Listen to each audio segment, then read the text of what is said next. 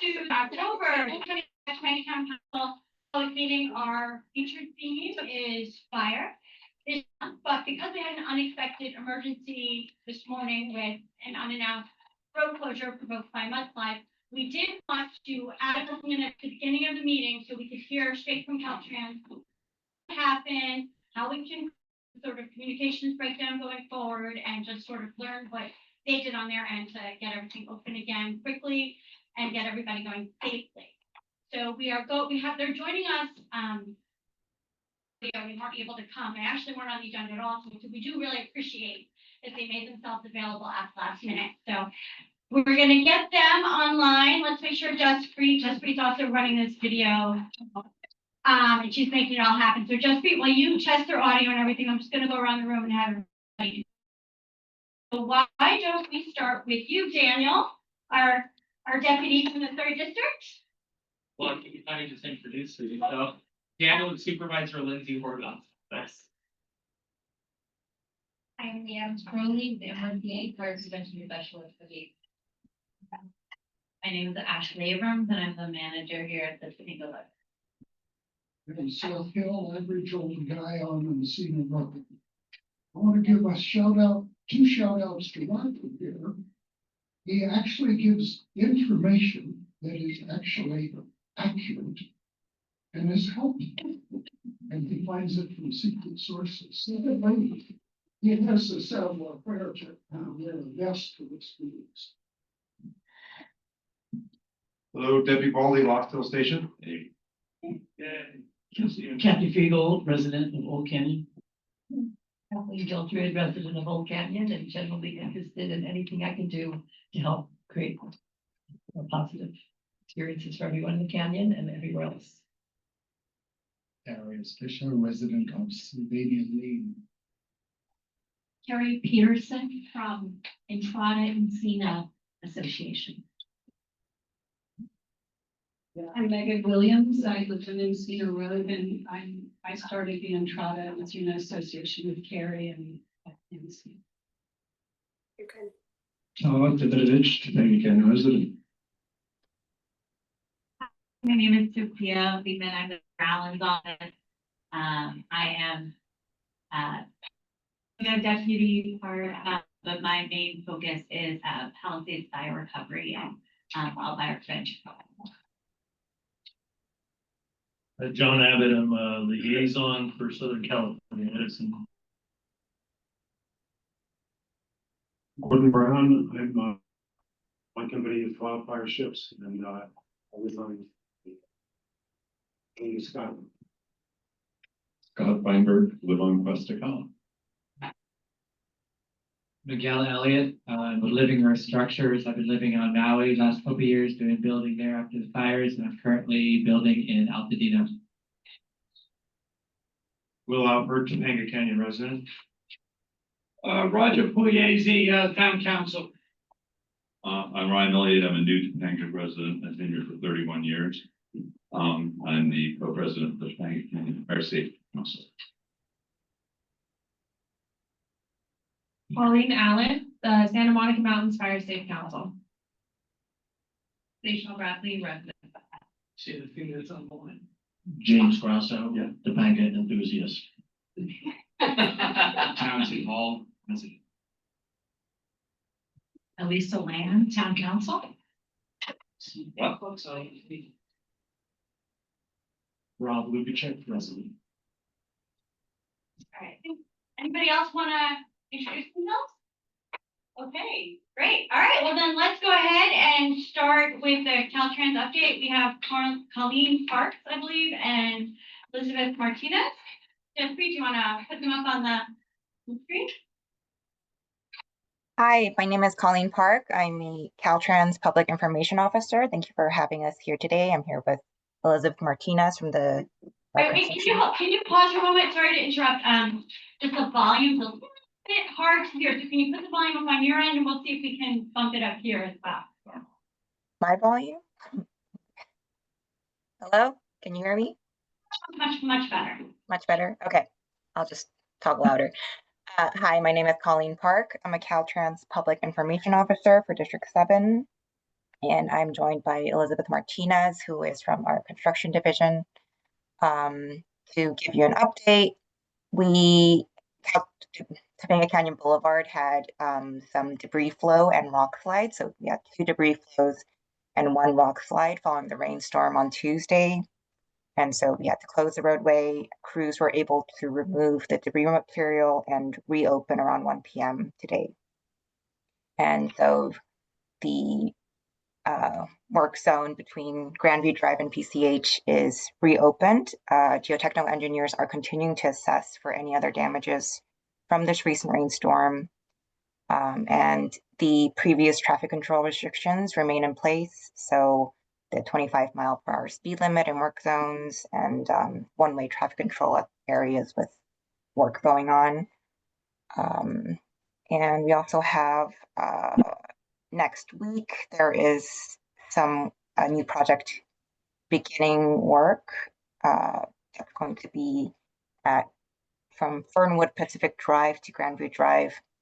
And this is a slope restoration project to repair the damages from the slide that happened in 2024. And let me know if you have any questions that I can answer today. Okay, great. All right, so we have a couple of questions or comments that we're gonna, and 2 people in particular have asked in advance to make comments. I want to make sure they get to say them. But let me just ask you, in terms of the communication breakdown, so the road was closed, from what I understand, it was an emergency. It happened in the middle of the night, probably around 2 or 3 a.m. But then people who were, driving down, expecting to face that one-way road, like 6:37, couldn't get through and had no warning prior to that. There was no message anywhere. It wasn't on KNX. It wasn't on Twitter. Nobody got the message out. So when I reached out to Caltrans, basically I was told, we don't have a 24/7 social media manager. We don't have a way of putting sort of public releases out before our staff comes in around 7. So A, you can tell me if it's true or not true. B, do you have an idea for fixing that? C, would you be willing to hear some ideas that some of our brilliant community members came up with today that you might be able to implement?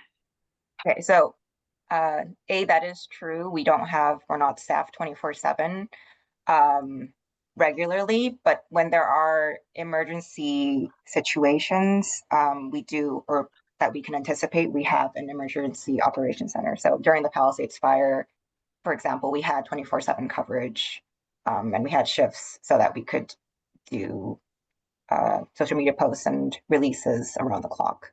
But for normal occasions, we don't have that. So it's possible that we could have had the emergency operations center activated for this, but we didn't have it for this rainstorm. We have had it for previous rainstorms. Well, yeah, a few quick questions. We have it for rainstorms moving forward, knowing that these types of situations will likely happen. So Yes, I think number one. I think that is an excellent point, and I will make sure to relay that. And then I guess the question number 2 would be is the communication channels. When you do have these emergency operations proactively in place, and if and when there is a slide, what are the different channels and outlets that you're using? Because I know a lot of community members rely on different outlets, whether it's the news media, radio media, apps, Yes.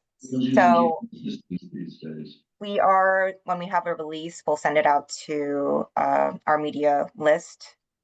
So it's all the traffic reporters and everyone in the area who could report on it. And as well as map systems like Apple Maps and Google Maps. And we also use social media. I also noticed because I went on to the Caltrans website where you can look at the road conditions. And I typed in California 27 into the search engine within the Caltrans website. And it came up that there was no road closures, even though there was. Yes, I will say the website is not going to be the best source for quick updates because our website is honestly kind of slow in terms of updating. So we generally keep kind of permanent information or long-term projects on the website. But if you want the latest information about closures, you can check Quick Map. That's a good source. And then we'll also always update our social media on Twitter, X, and Instagram, and Facebook and Threads. Very good, thank you. Awesome. Okay, then I guess, let me, I wanted, Lisa, you had brought up a good sort of compromise or sort of, while they get that worked out on Caltrans and what people might want to do here in the community. The interim. I just wanted to make following those sites, including the Caltrans map, between about 7:40 and 8:40, there were different sets of information which were not accurate either for the time or ultimately. So I guess we're just requesting that there be a better streamlining of that system because people are relying on that. And I guess while Caltrans improves its ability to maybe use automation to receive information or press out messages, my thought says is that, community channels, and we really need to all of our community channels as residents on the ground, because ultimately I think we can't rely on Caltrans to know or communicate with us in a timely fashion.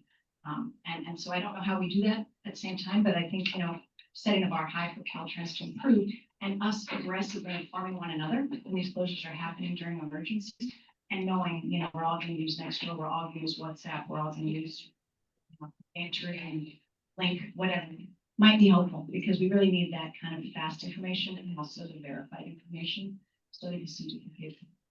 Fantastic. Okay, so Caltrans, you got that. Wait, Todd wants to say something else. All right, Todd, say it without the microphone. I'm just gonna say, I know that Caltrans has some wrong the S turns. Having an earth cam set up that would be community access or live streaming right past Geelong, where the road, when it closes, it always closes there. Anyone can log into that and be able to see that very quickly and know that it's closed. So that would be a really good solution with an earth count, which I know Caltrans has. So Colleen, that's a lot to chew on and to bring back to headquarters, but do you feel comfortable doing it? Would you like a follow-up from us? It was breaking up a little bit. Could you just, I heard the earth cam part, but the one before that. Well, they're just live streams. I know that there's some live streams. There's some earth cams as you go through the scenic highway. Caltrans already has some set up, which I imagine it's a live feed.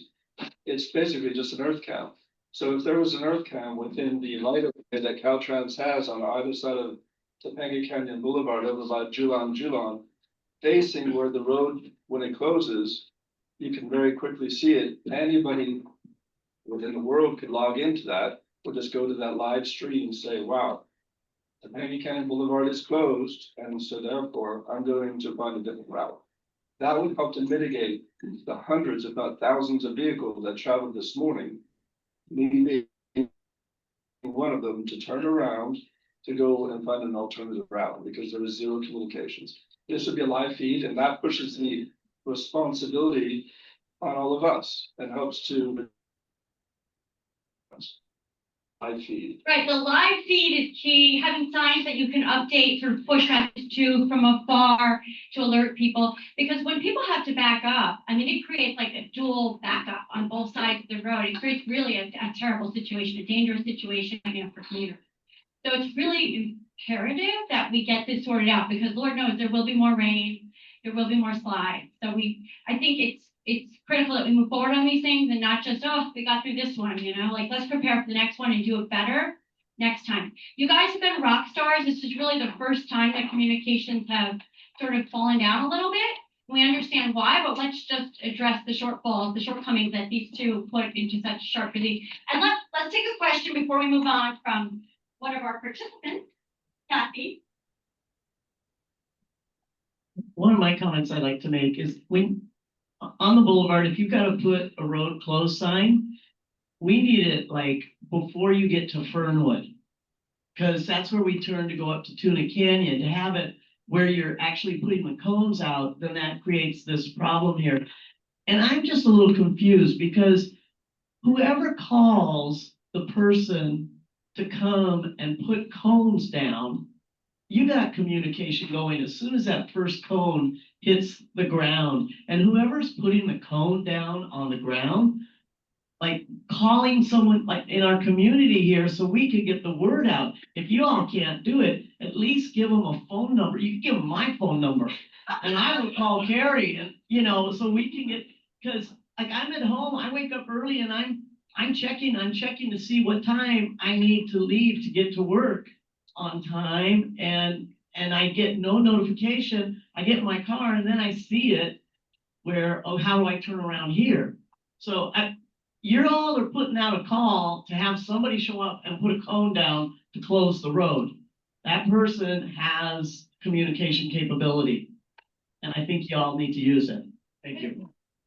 All right, yeah, I realize the problem is that there's so many. Keep it close to you. you have to kind of. I realize the problem is information comes in so many.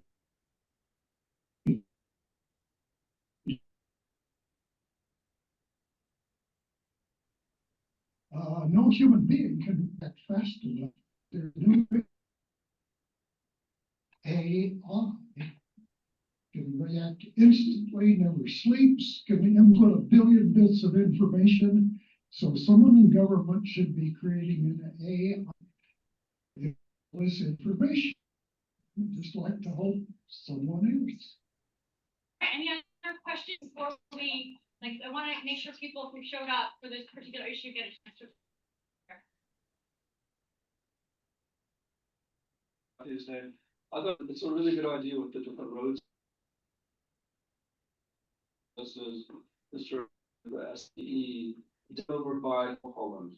One thing that you want to do is begin to redirect the traffic that's coming up to Topanga southbound, heading up the hill, if they're, which we have, the Caltrans has, to very quickly say that Topanga Canyon Boulevard is closed at Mulholland, at least stop people from driving 8, 9, 10 miles.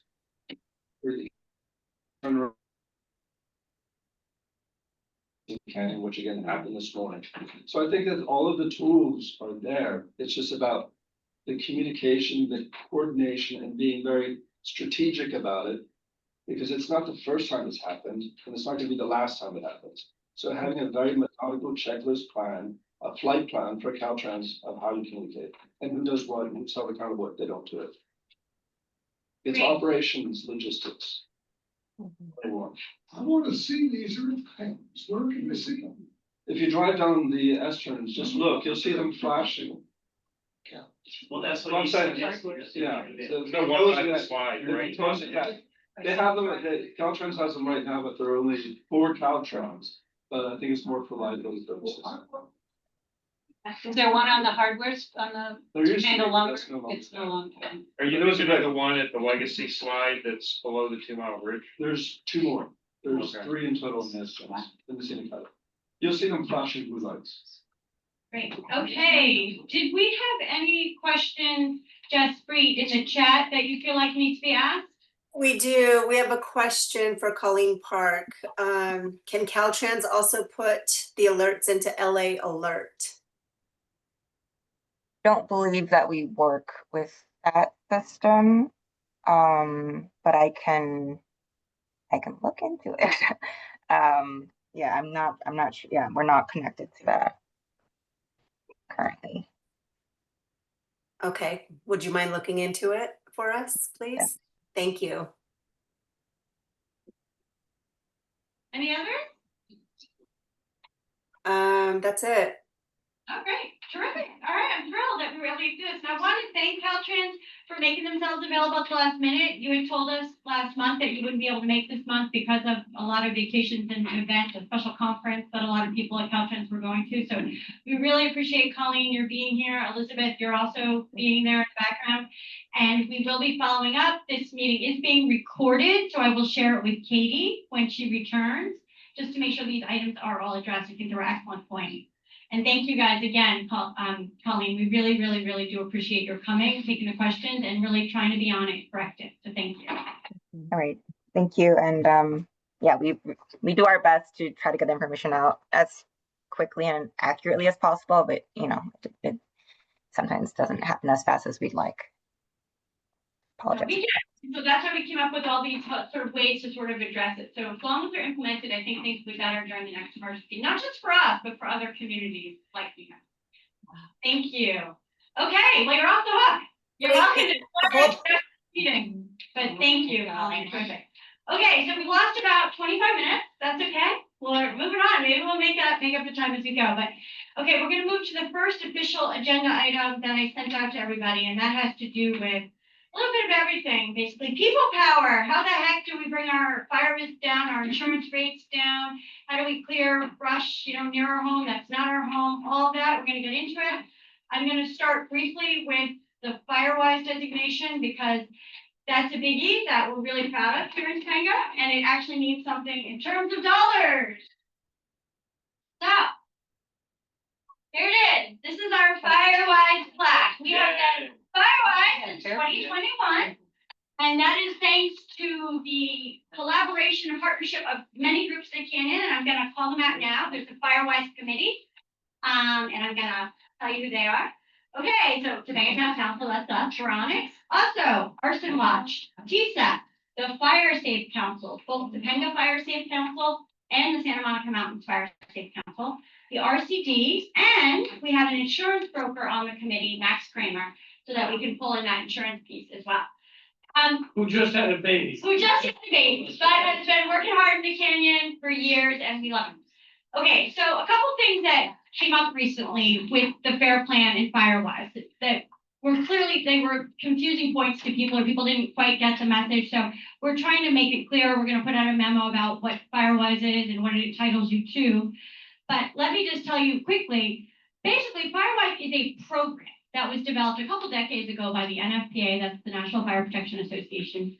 And it's been rolled out in recent years to be used as a way to sort of get communities organized around doing things to harden their homes, make their properties, dwelling units sort of safer, clear some vegetation, so that they can reduce their wildfire risk and thereby get an insurance discount. That's the incentive to do it. Not only your safety, but also saving a few dollars.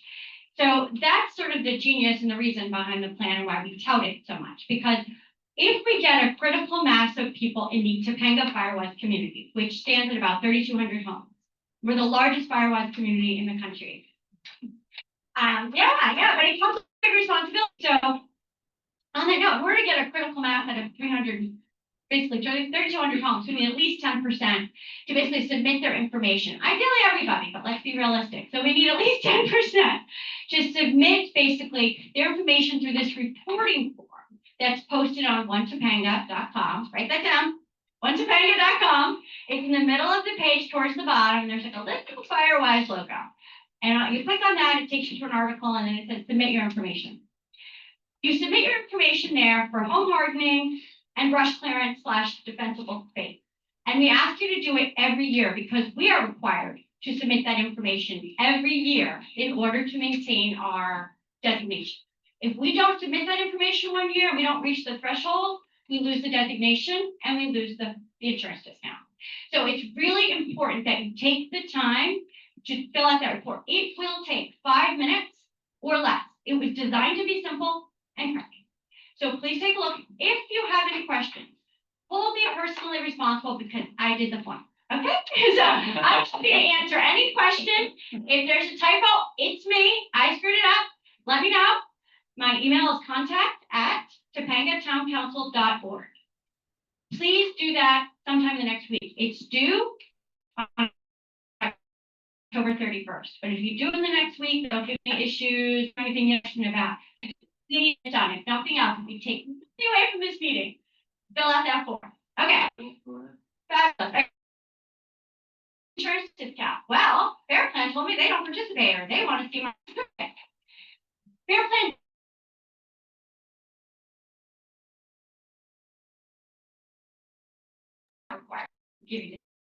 We lost you, Carrie. What? The audio was out. But go ahead. I can hear you now. Go ahead. I'm going to say it again. Everybody on Fair Plan is entitled to the community level discount because we are a qualifying community for this year, and we will be for next year. I know we'll make it. So everybody's entitled to that discount in the community boundary. So check with me if you're not sure if you're in the boundary. I'll let you know. We have a map online. So just you're not getting an insurance discount, there's a problem because you're entitled to it. And I have 2 handouts here. I can send them to next. Outline, okay, how do I get my discount? Because in order to maximize your discount, you have to qualify on a couple of levels. One's the individual home, have you done home hardening? 2 is your property immediately surrounding your house. And then 3 is, do you have a community level designation? The third part, you can check that box because we've got it. And here's a secret I shouldn't tell you, but I'm going to tell you anyway. Even if you do nothing else, if you're a total free rider, okay, and you don't live to me, you get a 10% discount, well, up to a 10% discount, because everybody in this community has done so much to help you get that discount and qualify us for the community level. So know that, know how hard your neighbors have worked for you, and please pitch in, do your part, submit your hours, and make sure we get it this year and every year following.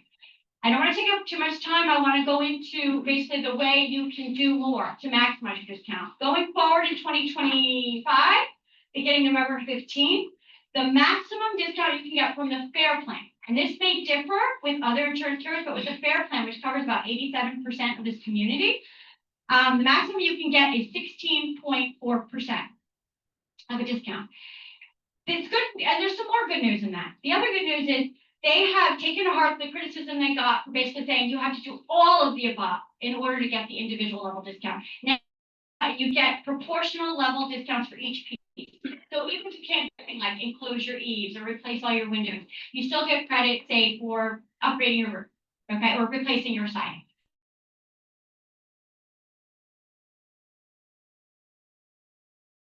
I have a question. So I upgraded the whole envelope of my house, but this year, because the form says, what did you do this year? Yeah. Or should I include what I've done in the For qualifying for the community level discount, it doesn't count. It has to be what you did this year. Yeah, But for the individual level, you should list it. So for the even retro from years past, continue to list it every year? No, okay. What- Yeah, not on the forward. Not on the That's one that what I'm I asking give to about. you, That's what I'm asking. right, that's for the community level one. List what this year, is what Okay. brand new. But for your Oh, of course. everything. Okay, but not for the question. It's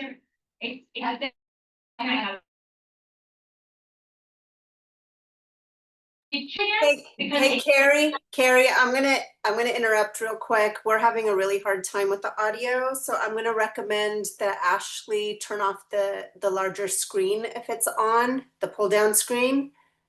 That'll help. If it's not needed, I would turn that off because I think it's taking bandwidth from the smart board. Thanks, Jeffrey. Great technical. Yeah, chime in Thank you. whenever. Because I want to make sure people can hear it who aren't here. We get another reason to come in person.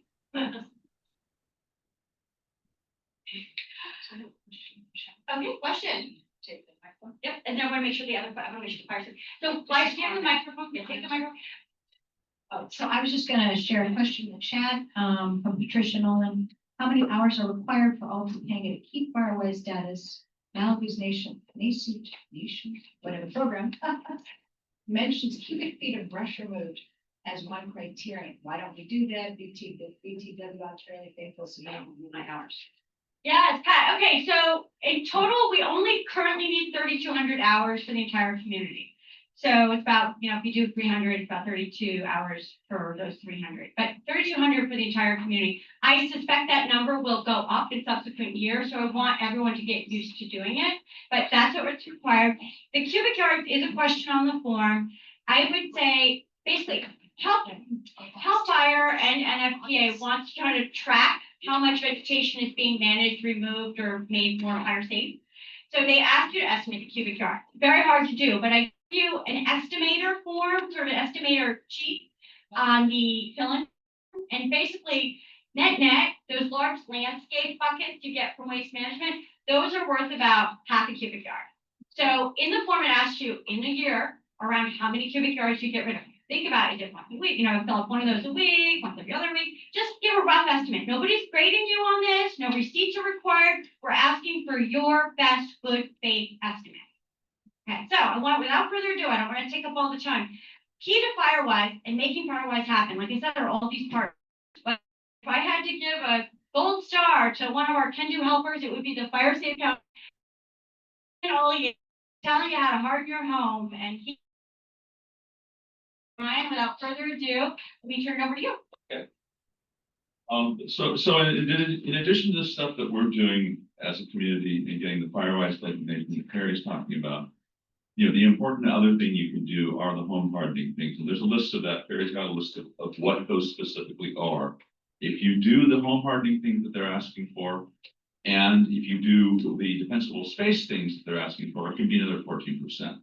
So it adds up. It's a good incentive, and I won't sugarcoat it. It's really a pain in the ass to deal with Fairplan. I mean, I've done all this stuff. I'm still working with my agent because they haven't yet given me those discounts, but they're gonna, because I'm gonna be on top of them. They are. I'm not gonna penalize. I said, look, I'm supposed to be a role model, and you guys are screwing up. But the point is, it will happen. It does happen, and it's really worth it, because all of a sudden, I mean, the only thing that I would say about it is, if you're getting the discounts, so you're getting incentive to do the thing, and you're also making your house safer. And if we get to the situation where we can't evacuate and we have to shelter in place, every little thing we do to make our house safer is gonna make us safer. And the other thing is happening is that insurance market is changing, and we'll probably get into zone zero later on. There are new regulations that are coming that are going to require you to do a lot of these things that you can now get discounts for. So I just suggest that people get a head start. And the only other thing I would say is just do it a bit at a time. Don't think about everything you have to do, because it'll just stop you from doing it. If you've got one little bush that maybe you can remove from underneath your window in your house on a weekend, do that. And then just chunk it down. Just say, I'm going to do 2 hours or a week or something like that. Before lunch, I'm going to do one thing. And if you do it that way, it's actually doable. Excellent. All right, and then Pauline from. Hi, everyone. Thanks again. I'm Pauline Allen from the Santa Monica Mountains Fire Safe Council, and we work closely with Ryan and also with TISA, and always happy to be out here in Topanga. So 3 things I'd like you to take away today. 1, how do you know what home hardening and defensible space needs to be done at your house? Sign up for a free home ignition zone evaluation. You can go to our website. You can also go to the RCD. There's lots of resources available. If you're here in person, I've got some brochures, and we can send out a link to those online as well. But get your free home ignition zone evaluation. Find out what specific things need to be done at your house.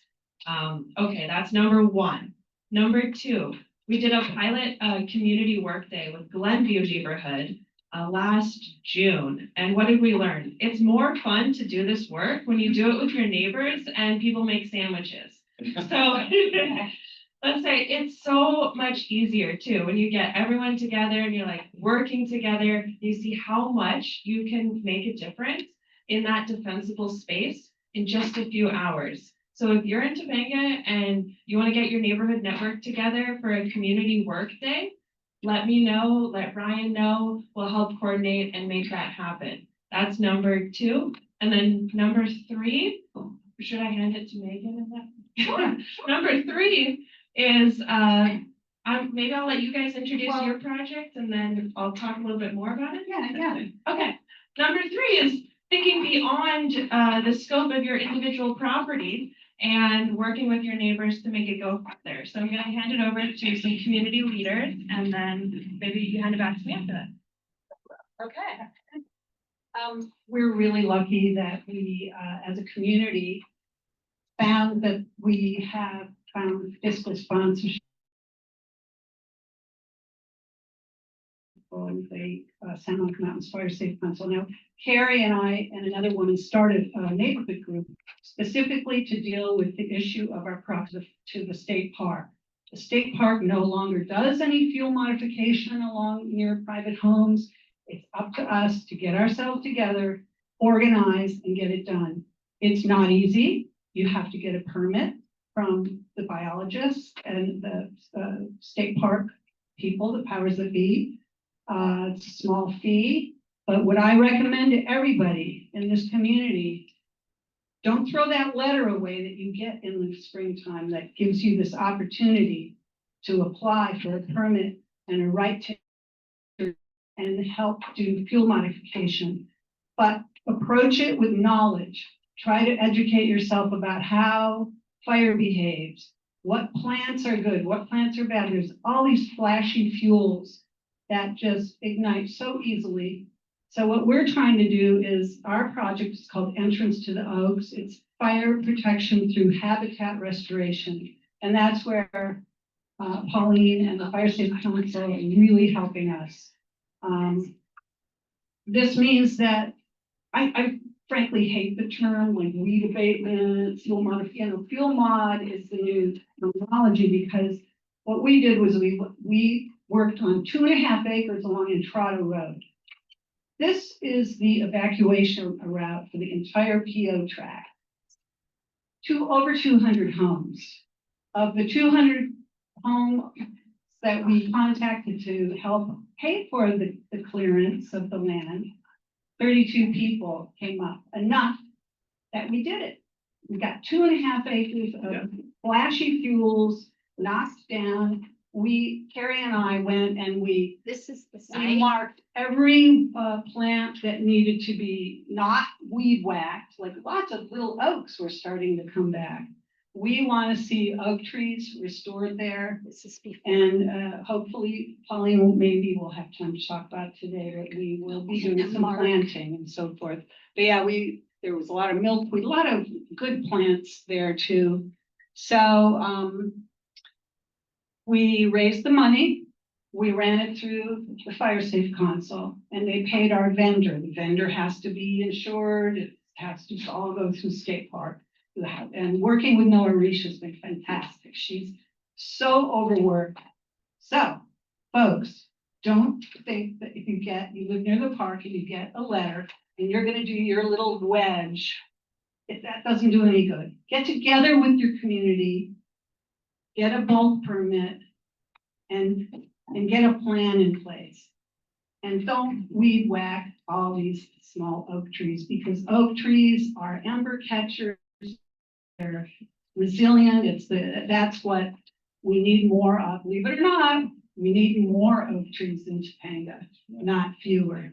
And so that's what else could I talk about? Just I know it's a busy meeting. Phase 2 real fast. Well, phase 2, we're hoping that we can. I actually sourced acorns from the site because during the high winds, I thought this is a before and after shot, and there were little oak trees starting. So we made sure not to have them removed. And there were many of them. And we water them. And so it's really a labor of love. But as we get our community going together, it's working beautifully. And we're planning to plant more with volunteers. We're hoping to get volunteer day. Hopefully people under 70. My back hurts. Anyway, so I do want to make a shout out to Fire Safe Council. They are doing great work. Great job. You have a question? Hi, I'm Lisa. I have 2 teenagers, and I know Pally High and maybe even here and Star. It's need service hours. Some other families could be engageable.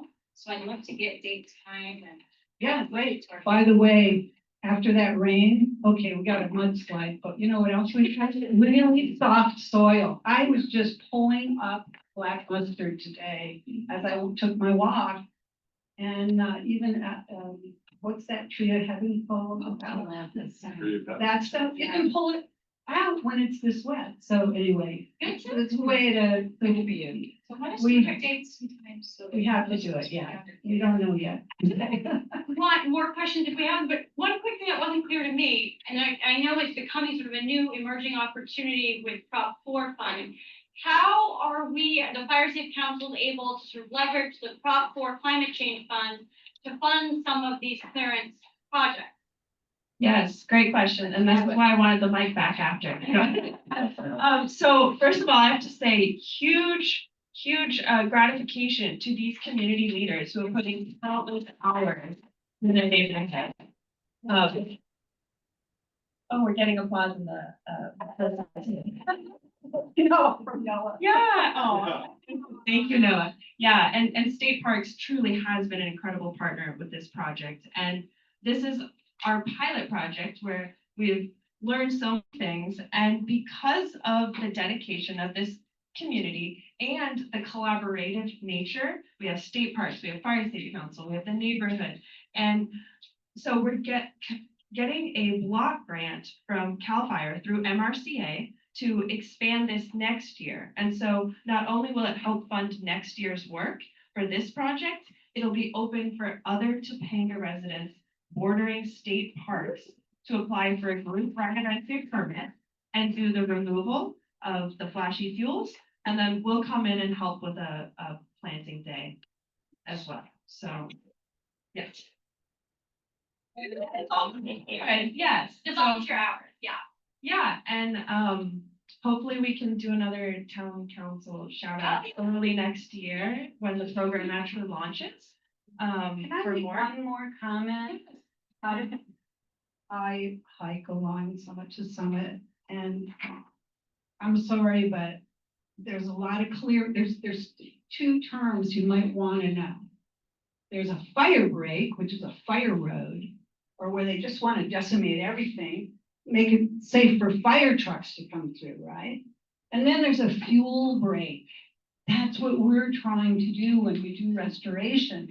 You only allow plants that will do well in a fire.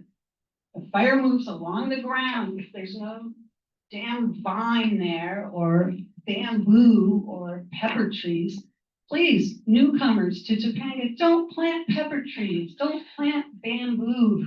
Stuff like that is really not good for Topanga or for fire. So.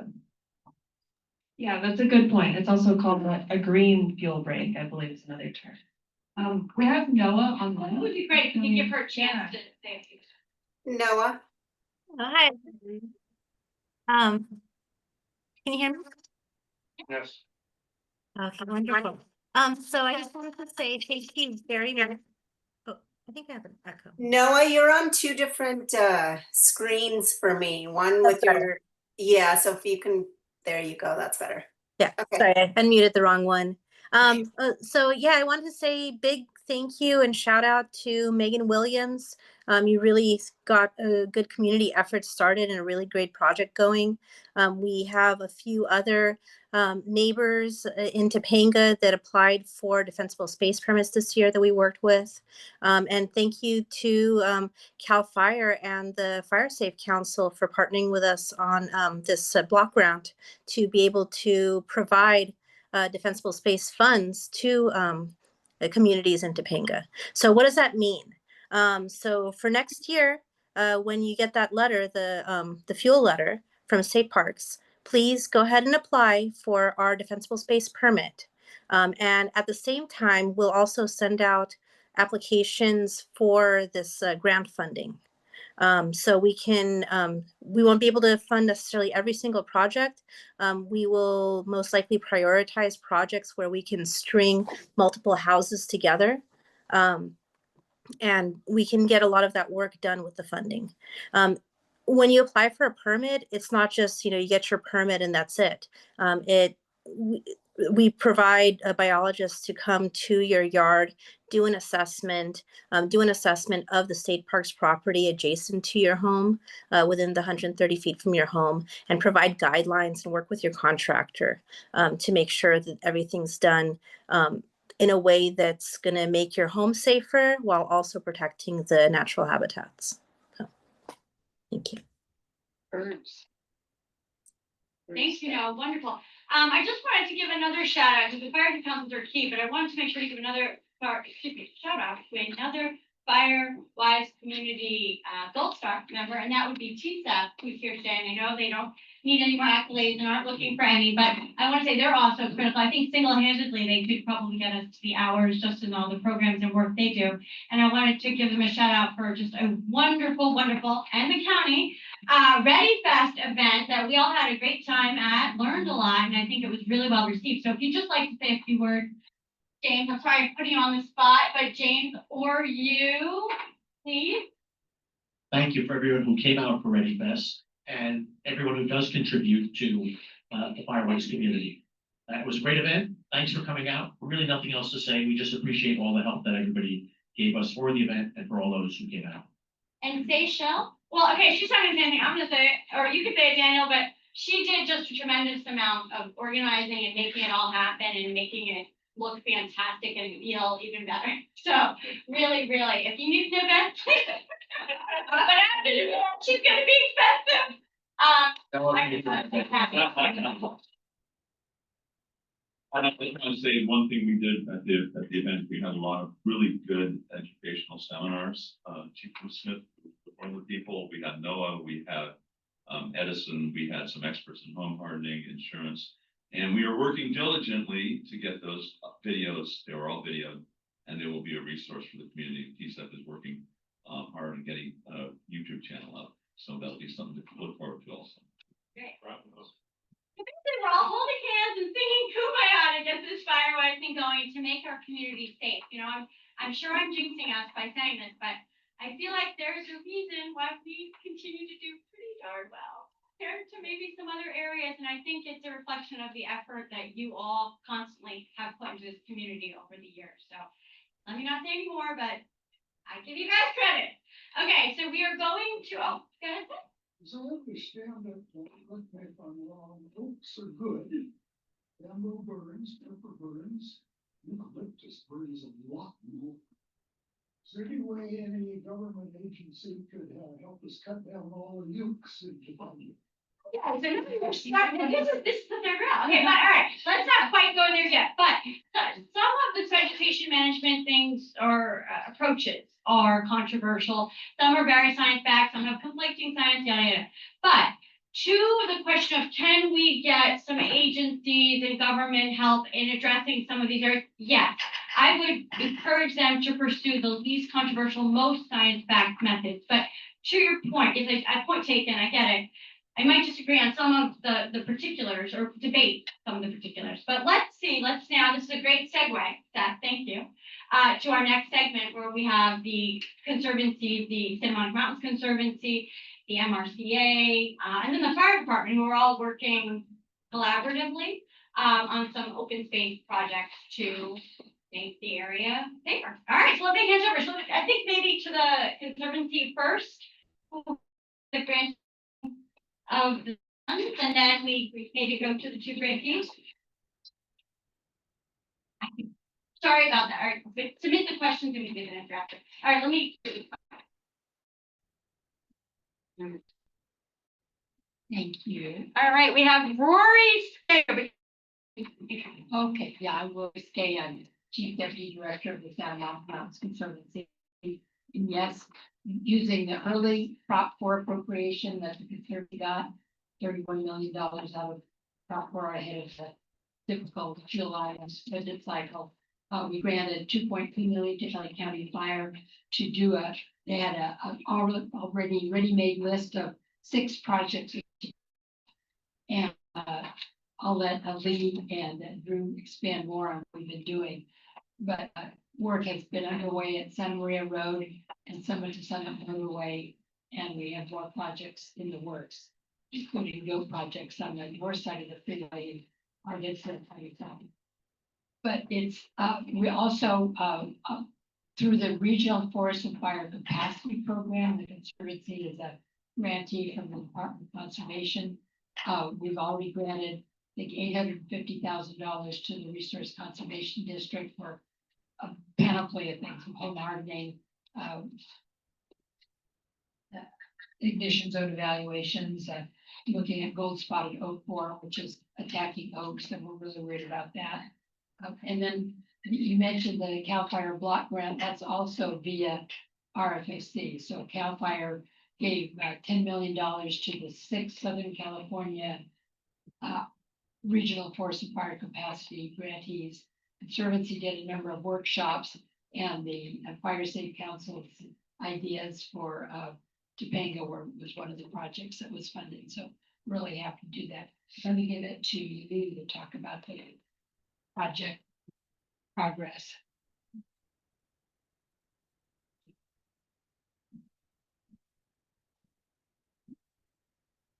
Hey, everyone. So,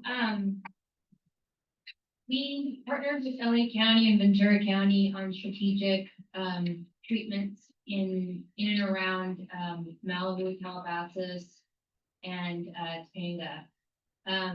So in the Malibu area, the focus would be Cane and Dune Motorway, Perico Canyon, and, Big Rock, Latuna Canyon. We are right now currently in the Topanga area. We started week 1 with Santa Maria Road, where we created a hand line and started prepping for a potential forecast burn, which would happen in the spring if the community is good with it, and if it's in a safe condition, safe environment, and weather is permitting. They also, by the way, would do it in the spring so that you have some green going on, and it would eliminate any kind of type conversion from going on. But the pile burning that they've also prepped for in that same vicinity could happen in December of 2025 if weather is permitting, and again, if the community is good with it. You know, fuel treatments are designed to improve firefighters' effectiveness in defending life, property, and ecosystems. So, you know, we have our chaparral that we love so much that this area hasn't burned in over 30 years. So, you know, some people say, oh, there's, you know, crystals, it's, you know, protected by crystals or whatever. But the fact of the matter is, actually Drew Smith mentioned it, is that there was a 2021 Palisades fire that the treatment that they did then for that fire probably saved us from burning out. I also live in Topanga as well. Yeah, these treatments, they're there to protect communities. They I can give you a prime example of the fire that happened in 2024, the bridge fire in San Gabriel, which exhibited extreme fire behavior. And it was wildly successful incident. I was just there at a guided tour to see the post-fire footprint, and because of the pile burnings that had happened in 2023 and the broadcast burns that had happened in early 2024, they were able to save the NASA JPL laboratory. Wow. They were able to 17 historic structures in the Tan Bark Flat that were, you know, from the 1930s. And then they also saved the community of Brightwood, a community just like ours, a mountain community. And it was because of these treatments. These treatments are effective. They save life and property and ecosystems. Christmas. Pile burning and broadcast burning? The broadcast burning and pile burning. What's the difference between the two? I'll let Drew. Yeah, well, Go ahead, I'm sure I'll have a lot of questions. Yes, we're gonna have a lot of questions. I open it up to you, and I would like to sort of open it questions, because we can't go into like all the pros and cons, now, but I do want some questions to bring up. So I want Drew to answer the pile versus broadcast, and then Scott, I know has some questions. Okay, so, broadcast burning. We look at a different piece of land and we will then put fire across the landscape based upon a prescription. And we can be surgical with that, based upon what the objective is. So truthfully, if we want to get rid of 100% of the dead fuel and leave 50% of the live, we can. It's all based upon the weather elements, the fuel conditions, and how we manage the intensity on the landscape. It's achievable. We do it. Pile burning is a method that you cut all this brush. It is so heavy and so dense, and I'm going to leave it out here and we're going to just burn it in place. That's all it does. So we don't, because it takes a significant amount of personnel to move a lot of this stuff when we have such steep slopes and to get it somewhere. So we can pile burn it in an area so it's more efficient, rather than some places it's so steep. It's unrealistic really, unless we get a helicopter, we net it and train it out. So we burn it in place. There's other methods that we can do in combination to that for those. So that's pile burning and broadcast burning, but I don't want you to think broadcast burning that when we go out there, we make it look like the moon.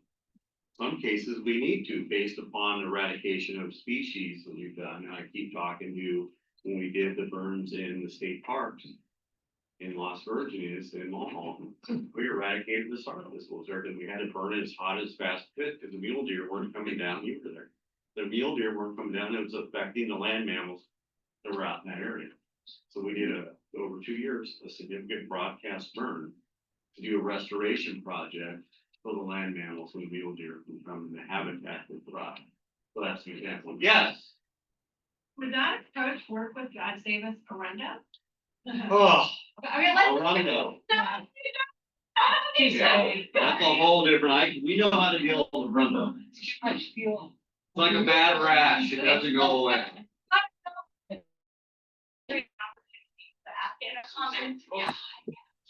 Never had these kind of burns in Topanga. Right. We need to talk about the front. There will be more opportunities.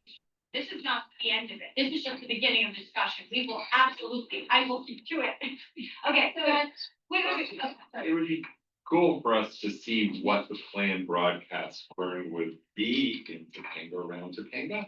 And recently found out that they're now geotagging and geofencing goats that you can run through terrain, eat up to 6 feet, and they're piloting this in California and elsewhere. Do we have any pilot projects to run the goats? And No pilot projects, because we don't need a pilot project, because we're already doing it. Fabulous. Goats are awesome. There's 3 ways to do it. You burn it, you cut it, or you graze it. Great. And we use those combinations. It's the right application for the right landscape. Do not walk out of here saying Drew Smith's gonna burn down the earth. Do not. We're gonna use 3 methods, and those are options for us to manage those lands efficiently. That's what we want to do. It's literally a. Is it true that that's one of the only ways to get rid of star thistle? It's Well, hard. you can get rid of a lot of different ways. We don't want to use chemicals. That gets rid of it. And really, it's the best. The goats don't like those. They don't like star thistle. It's either you're gonna use a chemical or you're gonna burn it. okay, quick, we have some, we're ignoring the online. We want to make sure we get a chance to ask a question. So I think we've addressed this, but Susan Nixman asks to MRCA, these vegetation management projects, are they working on the same premise previously noted? Clear and manage what is not native and fire adaptive, recognizing resiliency and sustainability of a safe environment? I'm assuming So we are following the EPP, which is the Environmental Protective Plan.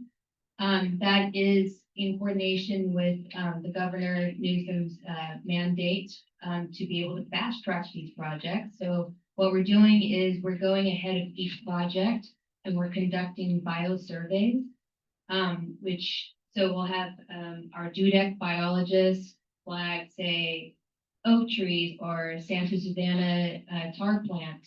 And they're not there to cut them down, they're there to literally, it's flagging for avoidance. So they'll clear the understory of the oak trees and they'll clear around the oak tree.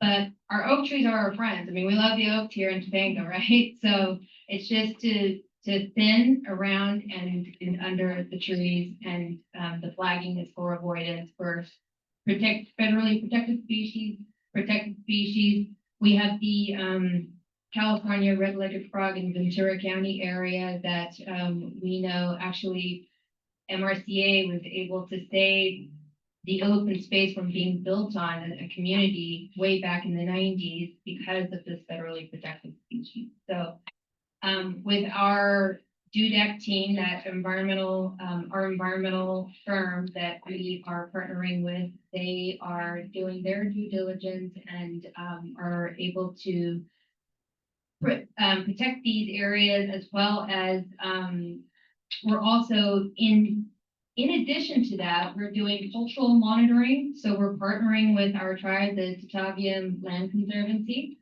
and to avoid inadvertent discoveries. They did find one, and so it was just a beautiful thing that the culture monitor happened to see it. It was right on top of a trail, and I'm not going to disclose where. But yeah, so then we had to get we had to do some documenting with and have an archaeological report done. And so we're following, with best management practices. And that's the key to this whole component. It's partners, it's funding, and it's best management practices. I'm just gonna do something here. Thank you for all that. That's bring up. Sorry. So just, I don't want this to, just be, I believe in kind of bringing all sides to the table. And so I do want to say these, controlled burns and whatnot do make me a little nervous. I'll just be totally honest with you. And I know they've done them in the past and they're doing them currently in other parts of the country. And to be real with you, sometimes controlled burns become uncontrolled burns in a gigantic way in New Mexico, and then I guess in the Grand Canyon this past few months, or a couple months ago. So I just want to say they are now doing some studies, like a couple of studies have come down the pike in the last few years. Nature Conservancy's done some, but this one out of Stanford has caught my attention. It just came out in June 2025. The author on the article about the study was Rob Jordan, and it was done by the Stanford Woods Institute for the Environment. And it talks about, the efficacy of control burn. Before we even consider something like that here, A, does it work? B, would it work here? And C, what's the risk? So I'm just going to go over sort of some of maybe the not so cheery sides of the control burn. One is, what's the risk? We are a profoundly underinsured community. We cannot get insurance. So basically almost 90% of us have been forced onto the FAIR plan. Not because we want to be there, but because nobody else will insure us. And I say profoundly underinsured because there's a cap on the FAIR plan of 3 million. And so some people are lucky enough to have a large enough home or multiple structures on one parcel, and they are currently forced to be undercovered. And then some people, because rates have soared, can't afford insurance at all. So if they don't have a mortgage, a lot of them opt not to buy insurance.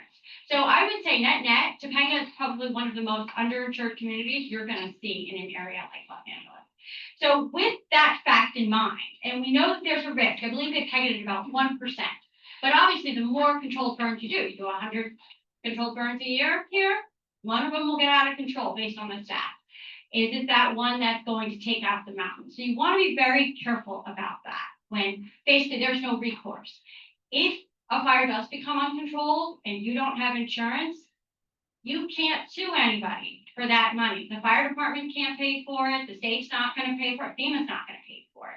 So we need to think about that. And I would urge you to consider, would a controlled burn be the best option in our area, given that risk and that we are all bearing that risk?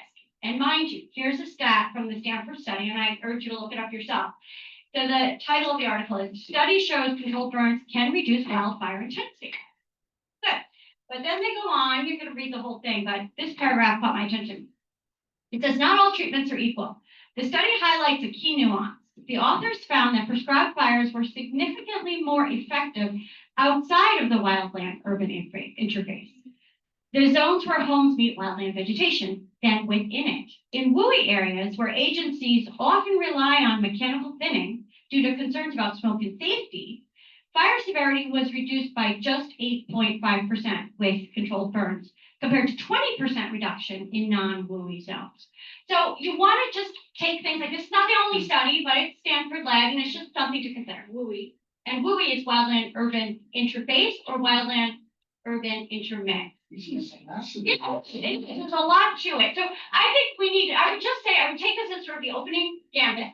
And then we need to have further discussions that involve a heck of a lot more people in the community, because if a controlled burn is done here, I have my concerns. Everybody needs to be brought into this discussion. Everybody, because we all bear that risk. All right. So anyway, questions from the audience. I'll go again. I mean, Scott, why not just do the goats? If the goats work and they can run everywhere. And the follow-up question, Right. why don't we see the goats running already? Right? And we could do a 300-foot wide swath, all in the boundary around our whole community, and literally have a fireproof boundary around the community. Yeah, well, we can go and mitigate, but you can't get in there otherwise. And we have this fire risk, it's accumulating. What is plan B? But Scott, they'll eat everything. They'll eat the oaks, they'll eat the toyons, they'll eat the protected plants. So I mean, again, I defer to the specialist. That's right. But I think you have to constrain me. Well, the fire will eat all that too. True, I'm just saying, I think it has to be done, not free range. More towards the go. I'm open to the goats, but these are all good points. If we can do it, put them in the areas where they won't be able to take that. The city of California, You first, the city of Calabasas was using goats. Like, I don't know the proper title, but their landscape supervisor, main person for the whole city, has said no more goats because they were so destructive. And I love the goats, and I've seen them work in rural areas really, really well. So the question is, are we rural or are we more like Calabasas, right? In the sense of how will they fit into our paradigm? I'm in between. I'm just gonna say again, the geofencing, Right. that is a new thing that's been deployed in the last year. You can contain them tightly to the exact map you need to literally map it. So that's not really, if you're gonna burn the same place, Yeah, I agree. I agree. There why not just do the guts? could be done effectively without all these other hazards. Go ahead. I think you're simplifying it. It's very complex. I think there are some areas that are best for rather very prescriptive burns because it lends itself, because they have the thistle that you can't use with the goats. Those would be very limited areas. In my mind, it's not an all or nothing. And I think that's what you're doing, which I don't think is really where we need to think, but that's what I'm hearing. So knowing and having raised goats and sheep, they will take out absolutely everything. And if you haven't raised them, they will strip the bark and kill everything. So you need to be on them. It's a very expensive, time-intensive process. You need the livestock guard dogs, you need everything there. And in the Conservancy, we have used them. We have used them. The problem is that one of the people here pointed out, is that you are not dealing with the issue of invasive plants, because they poop out the same thing. So you're just continuing to spread the plants that you're trying to eradicate. That's why the fire can work in limited circumstances, because it kills those seeds. So that's why, in my mind, there are many, there are many quilts. It's not one, it's not two, it's using a combination, given a variety of factors. We have to factor in hillsides, steep hillsides, we're not gonna be able to put goats in there.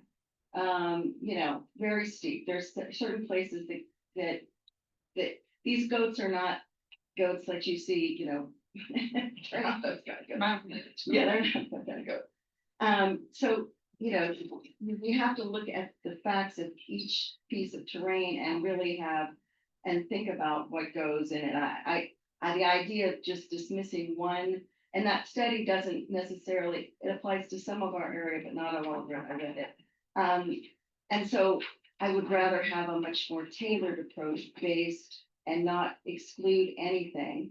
But be mindful that we, as a general idea, I'm not a big fan of controlled burns. But the one that we had a few years ago, and I explained to people when they were freaking out, when it was an arsonist who set the fire in the Palisades that burned along that whole strip of state park land up to Parker Mesa, past Parker Mesa, all the way to Eagle Rock.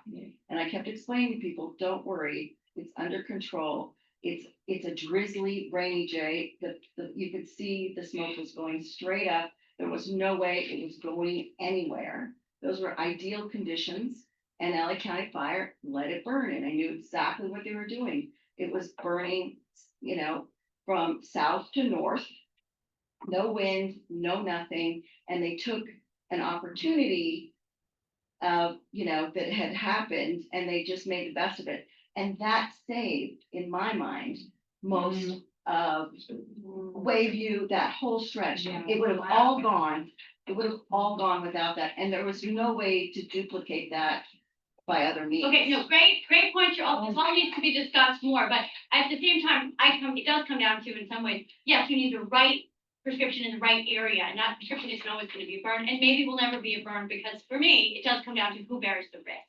So I do think that needs to be really considered, but your point is well taken. We do need to get on to the next section. So I want to have 2 more questions to kind of round it up, and then we move on to the next section. Well, just on the risk. So nobody staffs like we do. You cannot compare prescribed burns that got away in Arizona, New Mexico, because nobody has the workforce that we do. I burned all over the country. Cannot compare the limited staffing that the federal agencies put on this to do when they go home at 5. We never go home. It's totally, we have more aircraft than some third world countries. It doesn't happen. I'm telling you, when we go into burn, we do it under prescriptive, exactly what you're saying. It's under optimal conditions. So what we look at and target is number 1 is the escape fire potential. And when we own 5 Black Hawk, 5 other helicopters, we staff them. We have 69 Bravo. We don't rely on that on a prescribed burn. It's managed without those, but they're on standby. But we don't have a record of having prescribed fire get away. And I was ops on that fire, and that was mine. And that's what I kept telling them. Yes, and there's a reason that I did that, because we had an ample opportunity to do it, and it was the right thing to do. But I just want you to know, for your Los Angeles County Fire Department, you cannot compare the staffing in other places of the country on how we staff our control burn. You're comparing 2 different animals. That's the biggest issue with it. And also I want to point out on the insurance issue, I think you're also thinking about it in a different way than I would. Because the fact of the matter is, we are all going to be subject to almost self-insurance going forward. And frankly, I would rather be a bit safer and have basically more clearing in the interface with the wildlands that is going to be more secure because I'm going to have to self-insure. And I did this last time. California Fair Plan paid us nothing. So the reality is that even to get the insurance, those factors of having this work done around us is going to likely factor into our insurance. I think it depends on a lot of the studies. I understand what you're saying, but yet it's not one of the same things. Because I think currently the insurance companies, they don't have enough data to go on to see whether it ultimately reduces their risk or increases it. So right now, once we get that data, I think I could feel more confident about it. I don't know. Well, no, I'm thinking about in terms of the 5 feet. And all of those issues. That's next. Yes, I'm leading into that, but this is part of that. Understood. No, and very good point. Okay, so question from the chat was, aren't the recent fires that kind of burned around 3 sides of Topanga, does that not constitute kind of a controlled burn for that area that would? So it'll play a role, but still, the biggest vulnerabilities here that we have in the Santa Monica Mountains is Topanga Canyon, working the west along, Mulholland, all the way to Malibu Canyon Lost Bridge Road that hasn't seen fire frequency in the last 5 years. That is our biggest patch. And going back to the goats are great, but they don't eat the deadwood and the dieback that hasn't seen fire frequency to 30 to 40 years.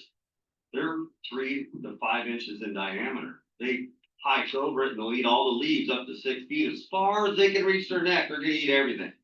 But that's not a lot of the problem. It's the deadwood and the tons per acre accumulated from that's in the field bed. They don't eat that. That's where we get into mechanical modification or prescribed. Okay, great. And All right, it's the right treatment method for the right land for the right reasons. all right, thank you, Jim. All right. You had a stop. question in the back over there. Okay, and then, oh yeah, oh my God, yeah, oh my God, these people. Then you, John. I have a question for you, Drew, actually, because I understand what you're saying, Carrie, and I also don't want to lose my house, but I think it is what it is. Scenario fire is a part of our ecology and it's going to happen whether we like it or not. So better prescribed burn than an uncontrolled burn. And it is reassuring to hear what you have to say, like definitely Grand Canyon is, on one's mind when we're thinking about how prescribed burns could go wrong. But maybe, Drew, for people that have these concerns, you could publish, like, what are the relative humidity thresholds? What are the wind speed thresholds? This is the kind of information that I think would put the community, more at ease about this kind of thing. And what are the seasonal parameters for something? We can do that because we have a prescriptive menu that we use to meet the objectives of what we want. Really good, this is a big one. Okay, Kathleen, we are half an hour behind, but go ahead, Yeah, and then Todd. Sorry, Kathleen, sorry. Todd, you're next. Kathleen, Todd. I can preface this with, it might be a really bad idea, but it just came to mind and I just want to put it out. That I've always heard that we would be most endangered from fire coming from the northeast, going to the southwest. Anytime that we have a northeasterly wind, you have the biggest set of vulnerabilities here to have the most destructive fire. You can't mimic something from the south that come up canyon the same way as you can hot, dry, windy. Could we have a small fire with slope that goes through X amount of homes and then stops at the top of the ridge all day long? We really can, but it's our most vulnerability is you can't say if it has more north on it, if it has more east on it, it's hot, dry, windy, or dry, windy. And you have to remember, as the wind comes down, the topography channels and moves and compresses. So where as soon as, it wasn't even windy at my house, and it's 70 miles an hour at the ridge, because you can be topographically wind sheltered. So there's different variables as wind blows through the landscape. So my question is, we just had this big rain. Mhm. And you say that the controlled burns we've had have been safe and controlled. Mhm. Does it make any sense to have a controlled burn in that area? If it's like when it's the least fire danger. What do you mean so no, because you won't meet the, it would be very hard to get something to burn, within a week. Okay, that's week. Huh? 3 weeks. Yeah, so we look at that. So we look at when was the last time we had rainfall, when are we targeting the next rainfall? We don't burn into hot, dry, windy. We burn on the backside of that into cold and gloomy is what we burn into. So right now would be a great time to do the piles. Because all the embers go up and land in, everything's wet.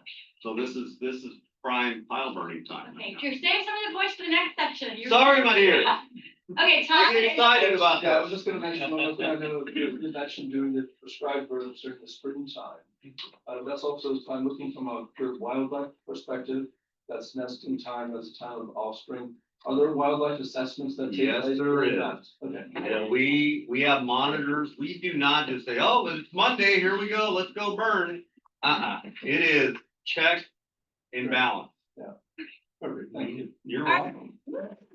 To zone zero. So Drew, there will be more from you, but basically just a quick sort of overview of what's happening with zone zero. A lot of you know, maybe some of you don't, but it's basically the 5 feet right next to your house. What is being mandated to be done by residents, and it's coming into effect unless something has changed January 1, 2026. So at that time, your property will be inspected to see if it complies with not only general brush clearance, but this special zone 0 area. If you basically, you can't have really any vegetation touching your house, and it has to be in pots and all these things.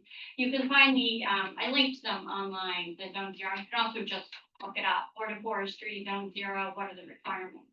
But basically, it went through a really, really extensive community outreach program over several months.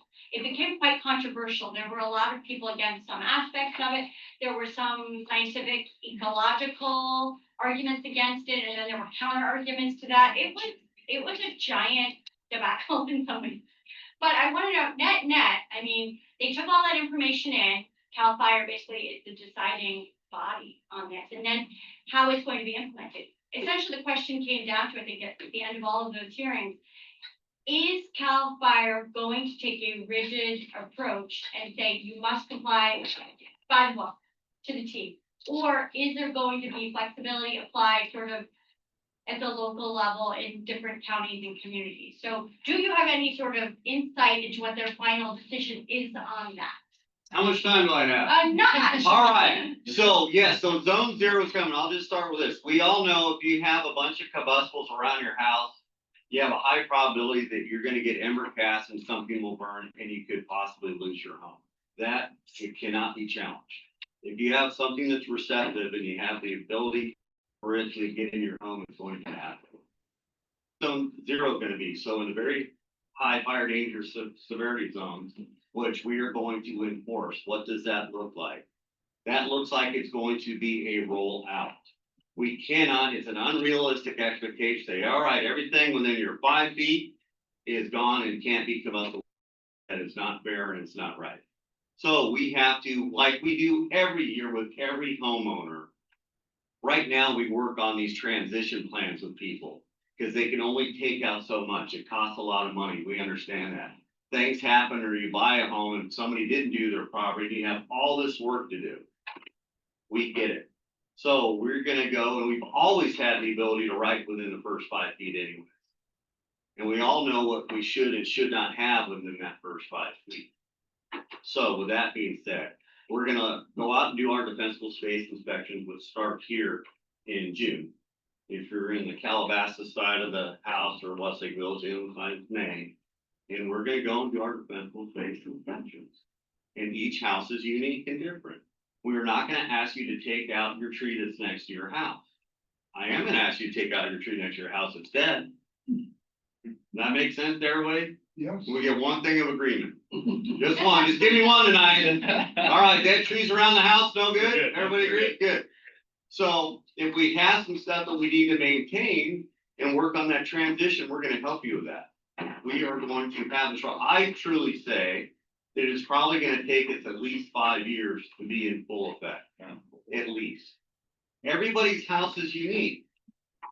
I mean, Ryan's house is the poster child, should be on the magazine of What to Do magazine, right? But everybody can't do what Ryan does. So we're going to have to be enforcers, yeah, but we're going to have the ability to work with the homeowners on what we need to do to get them to where they need to be, because in the big picture, it comes down to the Firewise community, it comes down to the home hardening, it comes down to your insurance, it comes down to us getting our engine company up there to make a defensible stand at your home. Right. But if you don't do that, and we go into the outside of your home in the wildlands, and we're dealing with 30 tons an acre, right. It doesn't. The fire's not going to care if we're there with our firefighters with the biggest and baddest engines and most water at all. It's going to blow right through. It's going to shoot right through. Okay, great. So are there opportunities for questions? What, can you talk about triage, what you do when you see that as opposed to other houses, so that people understand that decision process? Right. So we go through when we go in and do a structured effect.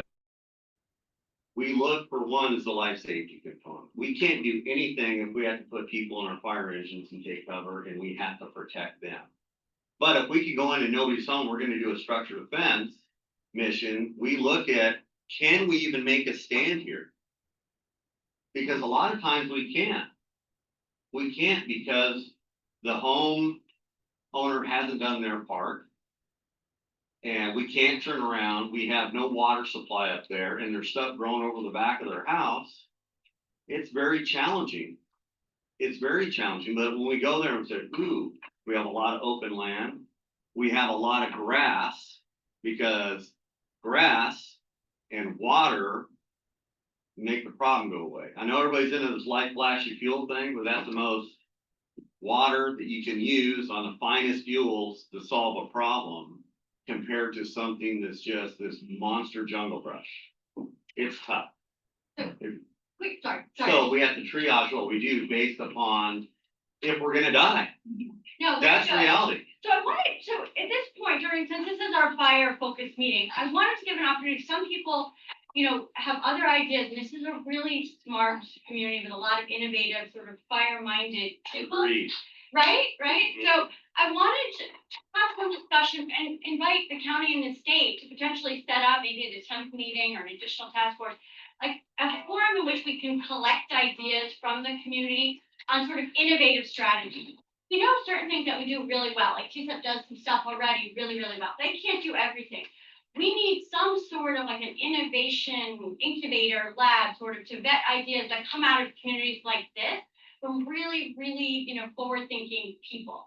So I would invite you to have that be a feature at a next 10th meeting or a similar type forum. Because I know there's a fellow who's here today that I've spoken to, and it ties in with some of what you've said, Drew. It's not explicitly the 5 feet, but sort of the shelter in place concept. Like, God forbid we're in that position, and hopefully we never will be. But what is the best approach you can do? And, a lot of people would say, I do not feel comfortable staying in my house. It is not fire. And I don't know that I can make it that way to an extent where I would feel comfortable staying in it if I came through and I can't get out. So some other ideas, I just wanted to give a few minutes, and we can also go back and forth with that in zone 0, to people who have sort of other ideas they want to mention and maybe get another meeting started.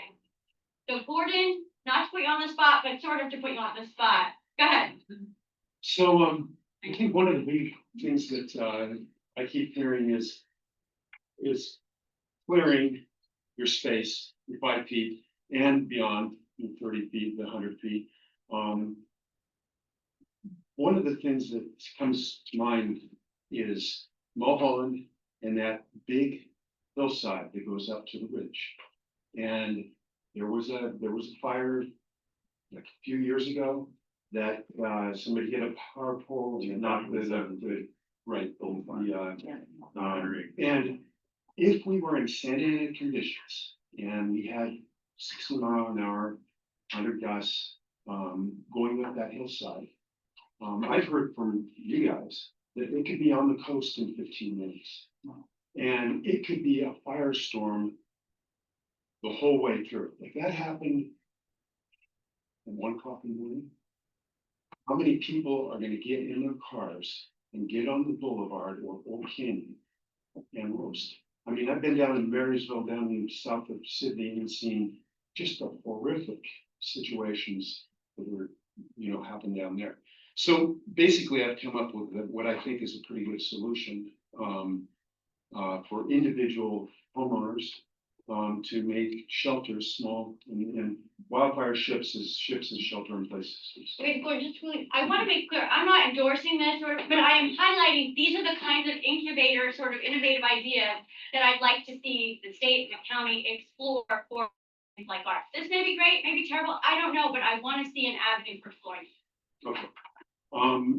Anyway, you can check them out. It's basically what you need in a wildfire is air. That's probably the biggest. Am I wrong? And I've talked to these guys about what the systems they carry. So you need an air supply. You don't want to have just oxygen because it promotes burn. So you have air system and you have insulation of the things you really need. And you don't need shake and bake because those little fire structure, the Granite Mountain guys, that was pretty tragic. So a good friend of mine is Ronnie Mass, and we've talked about these things. I don't know if you know him. But he's burned 80% of his body. A lot of operations. But anyway, this is one solution that could save lives. I'm looking for people to poke holes in and say, oh, that won't work because, and that's what I would love to hear from here. And, I can gladly take people through the whole process. But Yeah, no, thank you, Gordon. I love the idea, like just the spirit that you brought to it and like trying to solve the problem. And I think it's something that it's a potentially viable thing to explore. Like how do we create these sort of emergency shelters if your stuff and your home really doesn't lend itself? Is this something we could do? Or what about sprinklers? Like the outdoor sprinklers? There's a company going around pushing that, and some people say we need to research that in more depth. So I would like to see an avenue for looking at these things taken from communities like ours where people really, really have lived it, know it, and are putting their mind into solving it. So, okay, any more questions on zone 0? And then I want to I get, have a question behind here. In terms of your incubator idea. Yeah. If you can capture a lot of rainwater after it, I'm not talking like people trash cans. I'm talking 10,000, 20,000 gallons worth of water, and it's totally doable. Storing that and having access to that in a fire would prevent the kind of tragedy if you had like outside sprinklers or something. And something that I've heard repeatedly now from community stakeholders, totally not my idea, I love it, is what if we had large systems associated with a small group of houses? And that's what they don't, the water. Yeah. Because running out of water was the tragedy in the fires in January. exactly, you need that, then you need a generator or some sort of system to like pump that water out and use it. You need pumps Right, and right. access, and it's not an easy, but it's not. And it takes the burden off the municipal water system, because that's another big one, right, Drew? When a fire comes through, you guys want to have that pressure of power flowing through the hydrants. You don't want us using it. So if you That could be a grant idea. But yeah, let's 14 inches, about 14 to 18 inches a year on an average year. Multiply your square foot of your roof times 0.623, which happens to be my birthday. And that will tell you how many gallons you can capture off your house. So it's square feet of your roof times annual rainfall, which we're gonna call it 16 inches-ish, and we're using Topanga, times 0.623 voila gallons that you can store. Fantastic. Okay, so a couple things. I want to make sure we get 1 or 2 more comments, but then we do need to make sure that our state and county reps get to give us an update, and I want SDE to give us the update. So 2 more questions or 2 more points? One quick point, I've been at this now since 2010. And Roger and I have had our moments for a long time. But we found something that we agree on. And I think that is the home hardening. And we have based everything we've done on science. Taken NFPA training, we've seen it, we've tried to educate ourselves in terms of what works. Drew is the same kind of guy. He's a very practical, what really works kind of a guy. And the point that I would make is that people have always come up to us to talk about sprinklers and all these things. Obviously, we know we can't have sprinklers on the water supply. But you have to have your own water supply if you have a farm. But the other thing I say is, this is over years of doing this, sprinklers are the icing on the cake. They are not the cake. And you should consider none of that stuff unless you've done your home hardening. That's the first thing and most important thing you can do. Yeah. So I had that same conversation with people who were always talking about their neighbor's tree. It's like, okay, if you've got 16-inch mesh on your house, if you got 5 feet clear around your house, if you've done all that stuff, I'll let you talk about your neighbor's tree. But don't do it until you've done your stuff. And that's what I think. Fair enough. I like that. All right, so we're 30 minutes behind. Okay, last point, then we're moving on to state and local. Fast point, water storage. There are so many swimming pools in Topanga. I mean, focusing on those and having people have generators for little pumps or the signs letting you guys know who has pools. That's all. Fabulous. Thank you. All right. Just to add, if there's anything, are there any programs in place for people? Grants, I think. With the fire departments, so therefore you would have access to swimming pools, So- pre-registered ones? So we know who has swimming pools. We really do, Right. whether we can get to them or not, and we have some sophisticated ways to get water out, and on the Woolsey fire, we use them pretty extensively on board. With our different appliances that we have, so we can extract the water. What works out great is when people who have pools that have put a 2.5 inch outlet and it's marked and says draft hydrant, swimming pool, 25,000 gallons, we go, bingo. Exactly. That's a cool tank, Yeah. because. Tanks as well. Because I have a large Yeah. tank, they reminded me I'm putting up a new sign. That's right. So Yeah. you want those- Another one in the back there, Gary. Okay. Maybe also for Drew, do you know, is there a critical density of homes that would need to be hardened in a given area for it to work, for example, like X number of half-acre parcels per square mile, maybe like, something like that would encourage neighborhoods to do it together, or there would be multiple lines of defense? I think we'd have to look at it individually, and see what it needs to look like. That's a Ryan question, a self question, or Ron. I just mentioned, there's a Waldo Canyon study in Colorado. It's a fire that they blew down into a community, and there was one community that had done their firewise stuff and had done that kind of stuff.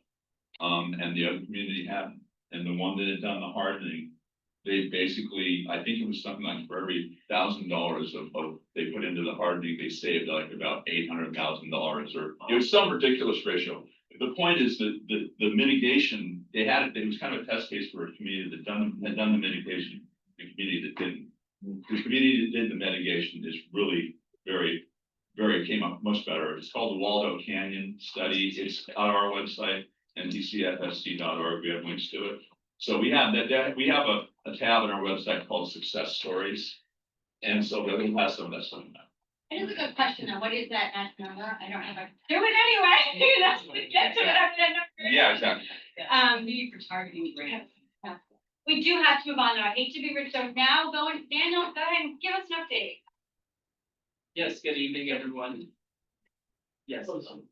My name is Daniel Vicente. I'm here on behalf of LA County Supervisor Elizabeth Orbaugh. First off, thanks to our county partners for being here. Chief Smith, Deputy Baldy, Ashley with the library for her hospitality. Our first update coming out of our office is that the Mulholland portion of, the Snake portion of the Mulholland will be opening December 2nd. That is the date that we're getting from Public Works right now, so we'll keep you updated on that. It's been closed for a couple of years, so pretty big news to folks in the area. Our grant application for office, if you know a nonprofit, or if you have a nonprofit, know any nonprofits in the community that need some help, that grant application is open. We only have it open now about 3 times a year. So it will be closing on the 31st of this month and then reopening again on February 1st. So if you have any kind of project sponsorships the next couple of months, please apply for those now. You have until the 31st to do so. Daniel, where do we find those? Oh, it's on our website, lindsayhorvath.lacounty.gov. Click on services and then request for funding. I want to thank TSET for partnering with us on the Ready Fest that we had here about 2 weeks ago now? Yeah, Week great. and a half ago. But I think we figured out the numbers last night. It was around 400 people came out for that, so it was really successful. The weather was cooperative and was appreciative to see all the folks there who came out for that. Some of the big news coming out of the county, at yesterday's board meeting, the Board of Supervisors under Supervisor Horvath's motion declared a state of emergency on the federal immigration raids that have been happening in Los Angeles County. We want to thank Supervisor Janice Hahn for being a co-author on that motion as well. What that allows the county to do is apply for services quicker, open up additional revenue streams and funds to support impacted communities. One of the things that that the board has done at this point is put about $30 million of funds to support not only communities that are being impacted by the ice raids that are happening, but also fire victims from the Palisades and Eaton fires, to help them with rental assistance. So the Department of Consumer and Business Affairs under the county is working on setting that up right now, and that should be launching, I would assume sometime in December. But again, you can find that information on our website. The Topanga Emergency Management Task Force meeting will be happening Wednesday, so 2 weeks from today, 10 a.m. to 12 p.m. If you are interested in getting emailed the link to that, it will be on Zoom. Please email me. My email is on the it's behind the agenda, so it's on the back page. Just send me an email and I will add you to that email list. Next month, our office, well, there's about a 75% chance that our office will be moved next month. So by the time we have the next meeting here, that our office in Calabasas will be down the street. So if you do utilize building and safety or regional planning, they have already moved. Their new address is 27001 Agora Road. It's no longer 26600 Agora Road. And we will be moving next door to them again. So I'm sure they're thrilled. I'm just kidding. So we will be moving into the same building with them. If you don't know where that is, it is the building across the street from the sheriff's station. So all the county things will be right there now. So we're really excited. And like I said, there's about a 75% chance we will be in there by the next meeting that we have. So I'll have a business card and make sure to send that out to Carrie to get to everyone. That is pretty much all I've got right now. If anyone has any questions, so happy to take those. Great, maybe we get an update from our state deputies and then maybe we can call the questions. Thank you, Ken. Sophia Liebman, she is Senator Ben Allen's fire policy representative, I guess I call it. Yeah, that works. Hi, I'm so happy to be here and hear all of your innovative ideas and how wonderful this discussion has been. So I'm just gonna go over some updates. As people might know, the state legislative session ended and bills have either been signed or vetoed by the governor. So I'm gonna talk about specifically fire-related bills that Senator Allen passed through the legislature and were signed. Insurance came up. I know this continues to be a big issue, and it's a main priority for some. SB 45 is called the list. Addresses massive burden and the traumatizing process of itemized. So this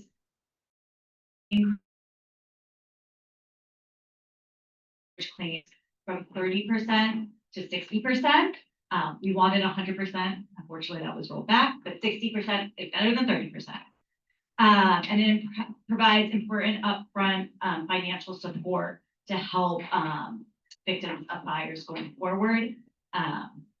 While this isn't retroactive for the Palisades fire, we have seen that a lot of insurance companies their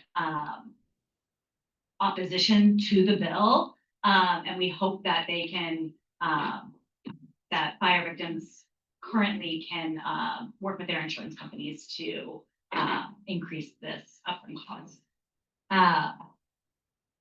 Another bill was SB 663, which is a property tax relief bill for fire victims. We know how long and cumbersome the rebuild process can be, and we needed greater flexibility in state law so that people can receive their needed financial support. Before this was signed, survivors were only provided 5 years in order to rebuild their property and transfer their pre-fire property tax base onto the new construction. So we have extended the deadline to rebuild your property from 5 to 8 years. And we know this from lessons learned in other fires, that it takes a long time to rebuild. It also allows for religious institutions, health facilities, charitable organizations, and low-income veterans to continue to receive special property tax exemptions, even if those properties are not currently being used for those purposes. So if they burn down, those religious institutions might have moved somewhere else until they rebuild, but they still get those special property tax exemptions. So those are two bills that Senator Allen helped pass through the legislature and were signed by the governor last week. Another top issue, home hardening. There were a number of bills that the senator supported that have gone through and been signed by the governor, including a grant program for home hardening and defensible space upgrades with a focus on insurance desert region. So that's us. yeah, sounds like it, yeah. So it's AB 888, home safe grant. The other big thing, and we've heard a little bit about Prop 4 already and those allocations.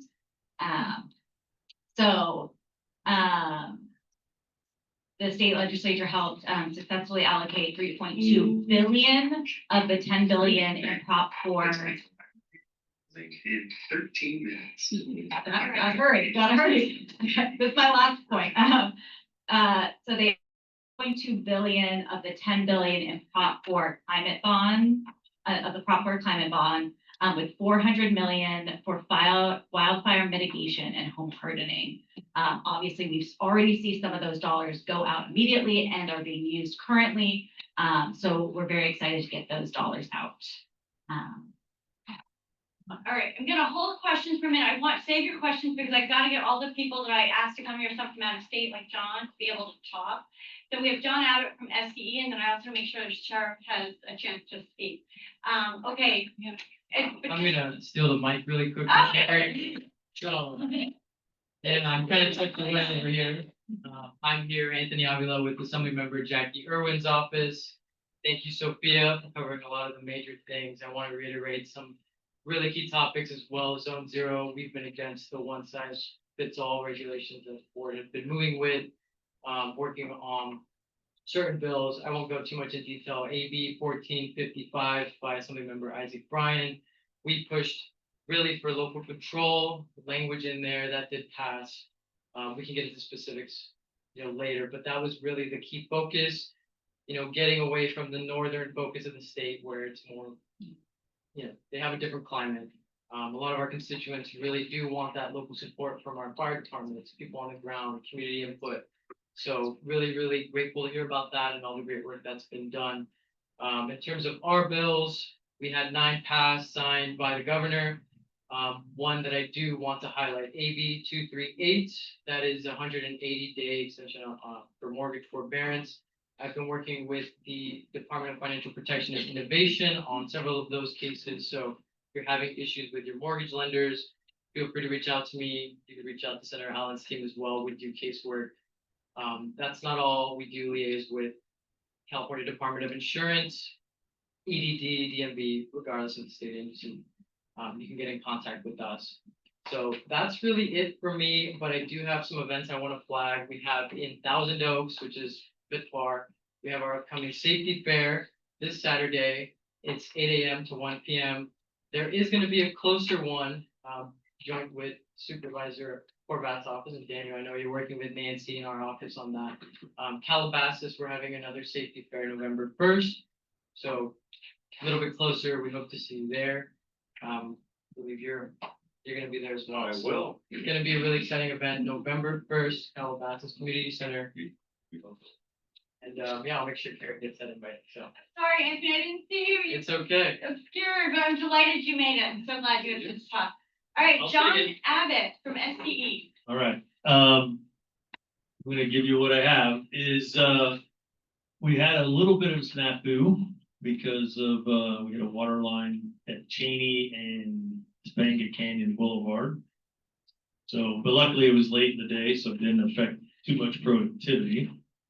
And, our contractors that are doing the electrical work on the section south of town, down past Jalan, they did not work last night because it started raining and they pulled off, but they are working Sunday nights through Thursday nights from 9 p.m. to 5 a.m.